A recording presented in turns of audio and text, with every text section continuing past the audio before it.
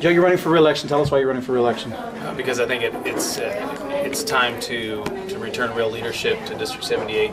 DeMarco has gone around since 2006, running for office, and he got his wish in 2010, and the record speaks for itself. And really was ineffective and unable to do anything to benefit our community. And at the end of the day, I think you look at a record that I had, was able to do more with 74 Democrats than he was able to do with 101 Republicans. So El Paso deserves a lot better, and I plan to get back there to do that. And compare and contrast your record versus Representative Margot's. Well, I think if you just look at the bills he filed 2 minor bills, one of which he passed, voted to cut / funding to public education, to higher education. You've seen thousands of teachers fired across Texas. That's unacceptable when you're looking to the future of our community and the future of Texas.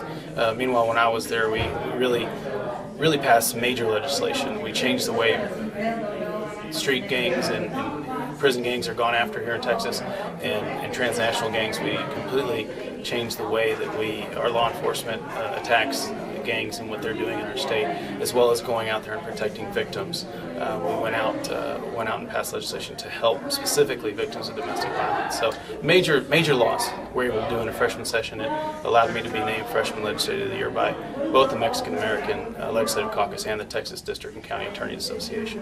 What vote of Representative Margot do you take the issue with the most? Well, I think the vote on the budget. That's the easiest one to look at. I mean, you have every single other member of the El Paso delegation votes no on the budget, and he votes yes. I'd like to see why it was that there was that big a difference. Either he's saying the rest of them are wrong, or maybe he's right about the whole budget. But I don't think it's defensible what was done in that budget. It was cuts to everything major that we need to maintain here in El Paso. And talk to me about what you would like to do in this next session if you're re-elected to the position.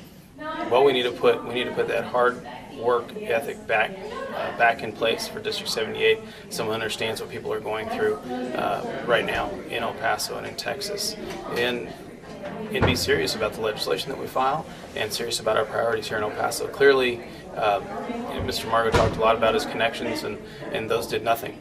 There's no record to speak of in terms of that. So it's time that we put someone back there that's actually going to do the hard work that it takes to pass effective legislation for our community. Okay, and if you were speaking to an undecided voter in the district that you're pursuing, what would you tell them? Well, I'd tell them to look at both of our records.